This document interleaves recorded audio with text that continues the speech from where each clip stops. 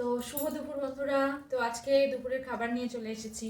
আজকে যেহেতু 1 জানুয়ারি, সবাইকে প্রথমে জানাই হ্যাপি নিউ ইয়ার। সবাই আজকে দিনটা খুব ভালো করে এনজয় করো। তো আজকে আমাদের সকালে অনেক দেরি হয়ে গেছে ঘুম থেকে উঠতে, তাই রান্নাবান্না সেরকম কিছু করতে পারিনি।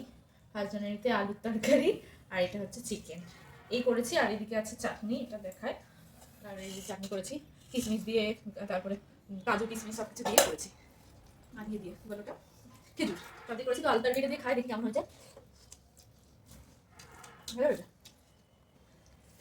এবারে চিকেন দিয়ে খাচ্ছি, দেখি চিকেনটা কেমন হলো। আলুগুলো খুব সুন্দর গলেছে। এই শীতের দিনে নতুন আলু ভালো লাগে খেতে। ঝাল ঝাল হয়েছে, ঝাল ঝাল না হলে মুরগির মাংস ভালো লাগে না।